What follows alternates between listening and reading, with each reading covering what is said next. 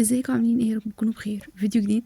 قبل ما نبدأ الفيديو ما تنسوش تصلوا على النبي وتشتركوا في القناة وتفعلوا الجرس وتدوسوا على اللايك. تعالوا بينا نشوف روتين يوم الجمعة. اول حاجة عملتها ان غسلت وشي بغسول اورجاسول، وده حلو جدا للبشرة المختلطة والدهنية، وده معايا لفترة مؤقتة. بعدها هصلي الضحى واقرأ سورة الكهف، واني غالبا ما بقرأهاش كل اسبوع لاني بنساها. هدخل بقى للمطبخ، وان اليوم الجمعة ده برعاية المطبخ، وزي ما كنت قايله لكم عايزة اغير الستيكر بتاع الرخامة. فجبت لون جديد، هو بيكون متوفر الابيض والاسود، فده كان شكلها. عامله فيديو ليها هنزله بس امتى مش عارفه برضه. عايزه اقول لكم اني تعبت في الاستيكر ده جدا جدا جدا، لان انا كنت بعمله لوحدي، محدش ساعدني فيه خالص. عايزه اقول لكم كمان ان لو حد بيعمل الستيكر ده عايز يبقى عنده صبر ايوب، عشان يشيل ويحط تاني، وده مش مظبوطه، لا دي واخده هوا، وانا فعلا مش فردها كويس لان فيها حتت كتير قوي متنيه وواخده هوا كمان، وزهقت فقلت هعملها اي حاجه وزي ما تيجي.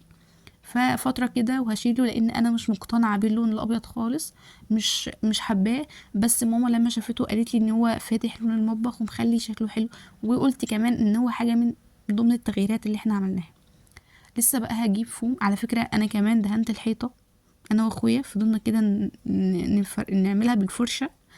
في موجود بويا، هي بلاستيك، ولما وقعت على الرخامه مسحتها تاني. وطبعا قبل ما افرد الستيكر الجديد ده كنت غاسله الرخامه كويس جدا جدا جدا ومعقماها كمان. هنا بقى كنت دهنه الحته دي لانها كانت برضو فيها بقع كتير قوي. نظمت بقى الحاجات اللي كانت متعلقه دي نوعا ما، فكمان عايزه اجيب فوم او معرفش هو اسمه ايه، بيتلزق على الحيطه كده زي ستيكر، وبيكون ابيض غالبا، ولو وقع عليه اي بقعه ولا اي حاجه بيتمسح بسهوله. فانا عايزه اجيبه، فلسه هجيبه يعني في كام فيديو جاي. المهم، عملت بقى البيتزا، وان البيتزا دي كانت فطار وغدا وعشاء، يعني انا واكلاها بعد العشاء، فطار وغدا وعشاء. تمام. عملتها بقى وانا عامله معاكم تقريبا حوالي فيديوهين من البيتزا او 3 مش فاكره، بس غالبا فيديوهين. جبت بقى العجينه فردتها في صينيه من غير اي نشاف ولا غير اي حاجه.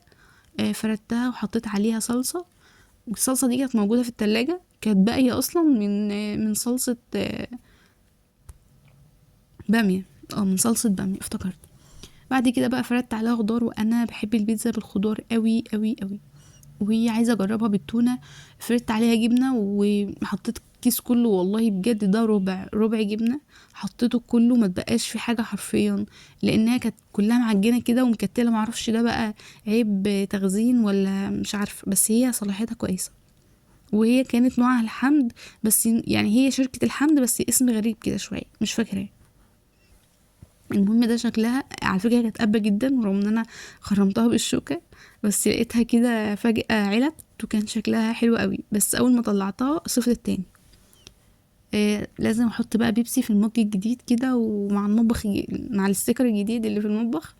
وقلت بقى اخد لي بقى ريست كده شوية، لان طول النهار عمالة اجري في المطبخ. المهم هاخد بقى الكوفي بتاعي اللي هو الايس كوفي، ومنساش السينابون. يا جماعة السينابون ده انا بعمله قمر بجد، حلو قوي قوي قوي، وبيشرب صوص الجبنة حلو جدا. بعمله بجبنة طعمة اللي هي المثلثات، او جبنة كيري، بس غالبا الجبنة الكيري دي ما بستخدمهاش الا السوشي، فبستخدم جبنة طعمة اللي هي المثلثات.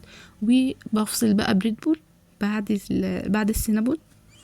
بس كده ده فيديو النهارده. ما تنسوش بقى لايك وشير واشتراك في القناه وتفعلوا الجرس عشان يوصلوا كل الفيديوهات اللي بنزلها جديد، واشوفكم في فيديو جديد على خير.